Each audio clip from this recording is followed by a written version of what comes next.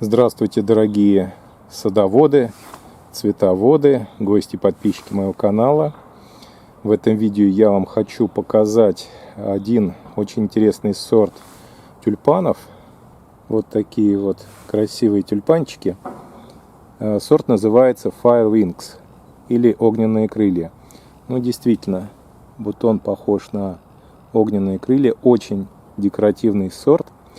И сегодня я вам еще расскажу, как я этот сорт стараюсь сохранить. Дело в том, что я несколько лет назад, примерно 3 или 4 года, приобрел 10 луковиц этого сорта и пытаюсь их с тех пор, так как мне сорт этот очень нравится, пытаюсь его сохранить, ежегодно выкапываю и, соответственно, размножить пытаюсь. Размножается он тяжело, дает мало деток. Детки цветут только на второй год. Вот смотрите, вот луковки деток. Вот они. Они в этом году не цветут. Вот луковицы покрупнее дают вот такие вот, ну так скажем, не особо сильные цветы. Но тоже цветут, те, что покрупнее. Те, что совсем мелкие, вот они дают такие вот побеги, только листики. Зацветут на следующий год. Дело в том, что этот сорт у меня раньше рос на другом месте. И в этом году я заметил, что на том месте, где у меня раньше этот сорт рос, проросло несколько луковиц.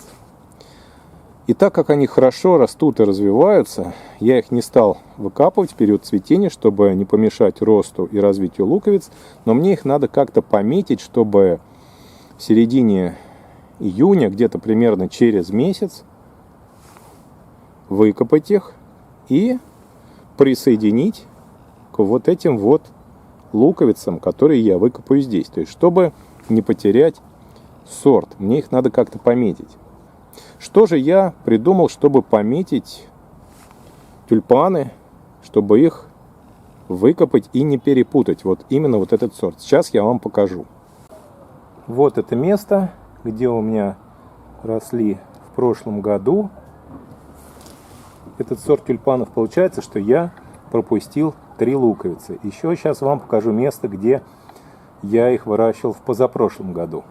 В позапрошлом году выращивал их вот здесь. Здесь у меня была грядка.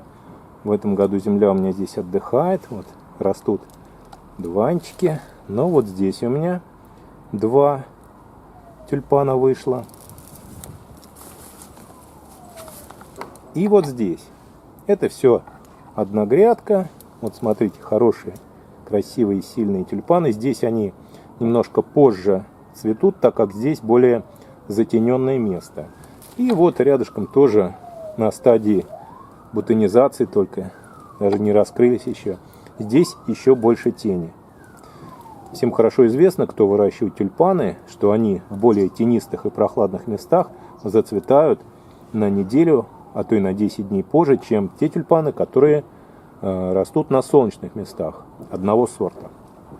Ну а теперь о самом главном. Как же мне не потерять вот эти тюльпаны, которые выросли у меня на старом месте? Что я буду делать? Ну, напрашивается вариант какую-нибудь привязать тряпочку, веревочку, проволочку, может быть, закрутить, но это все не очень надежно. Я буду использовать кусочки алюминиевой фольги, обычная пищевая фольга. Вот такие полоски отрезаю. И важно, в самом низу я помечу эти тюльпаны. То есть я вот так оборачиваю.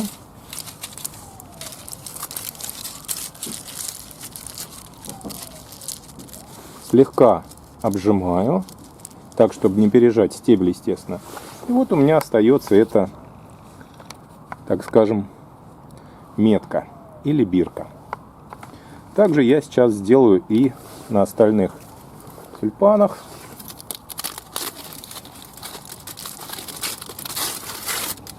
Беру полоску фольги. Этот способ мне кажется наиболее простым. А фольга, ее хорошо видно, в отличие от всяких тряпочек. И она хорошо держится.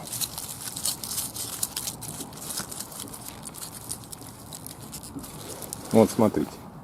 Все. Не перепутаю. Почему я именно в нижней части, а не в верхней? Потому что эти тюльпаны, возможно, я срежу.